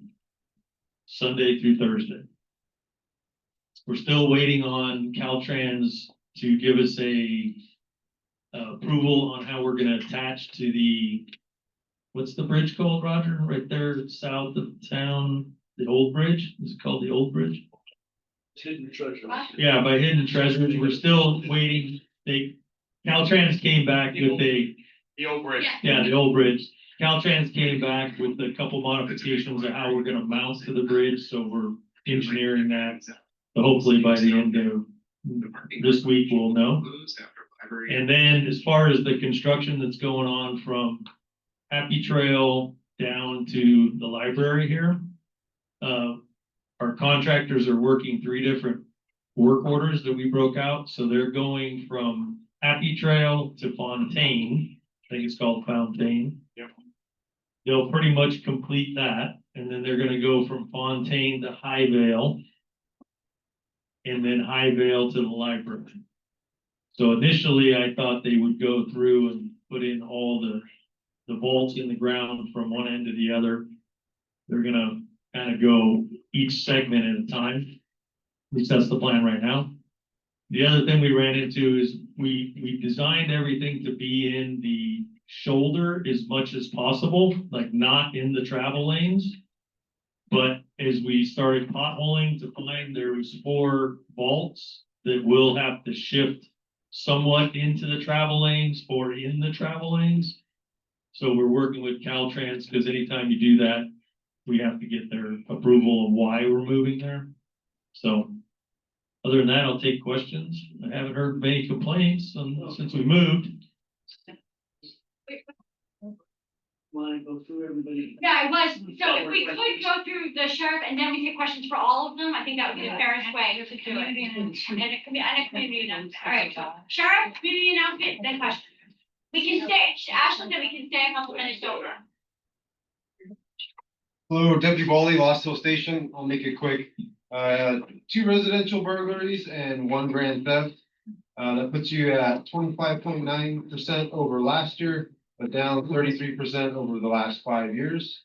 The grand theft was a copper theft from a light pole source. 1 residential burg, sounds more like a family dispute. There was a claim that it was the ex-wife that broke in the house. And the other one was to a vacant like rental unit. So those are your crimes, and then if there's any questions afterwards, I'll be here. Thank you, Deputy Baldwin. That's how it's done. Announcement, so if you hand it to her, and then I want to get to questions. Hi, thanks so much. My name is Rit Besson. I live here in Topanga. I'm a member of Indivisible Topanga. We are a chapter of Indivisible National. And I'm just here to invite anyone who's interested to check out our website, indivisibletopanga.org. And this Saturday, we are actually having a rally. And just to be a little more pointed, we are a group of Topangans who are dedicated to protecting democracy. So we're concerned citizens, very happy to hear about some of the recent legislation in California. So there is a No Kings rally. This is No Kings 2. In June, there was a very great turnout all over LA for this event. So from 1 to 3 on Saturday in front of the post office, we will be there with signs and music and speakers and a lot of joy. One of the great things that always happens in Topanga is people turn out. And last time we had a lot of great signs lining the roads. So you can check out our website. You can check out nokings.org. And thanks so much. And Rick is the librarian. Yes. That too. Great, so I want to have some questions. We do have one online. Can I, so let me start with the one online. Drew, this is for you. And it's a multi-part from Connie. Thank you for your talk. Okay, follow-up question. You mentioned using 14 acres to safely shelter 25 people during the worst case scenario fire. Most of us in Fernwood don't have anywhere near that, even if we follow all dispensable space and hardening protocols. How are we supposed to survive without that acreage? Or widespread home hardening compliance while we are waiting? That's a question. Maybe Gordon's special hut, or things like that, or the sprinkler. We need to explore, yeah. Yeah, What so- other things would you recommend? So those are safety zone standards that we use. Safety zones, I probably don't need that. Safety zone standards that we use, or we know we have to be tactically engaged. What is a safety zone? A safety zone is based upon the fire intensity, radiant energy that we can stand and not burn, have respiratory burns or anything. And on these fires that happen by the rule of fire and how it comes through, for that radiant energy to be displaced, you need about 14 acres to be there in normal flows, not protected gear or anything.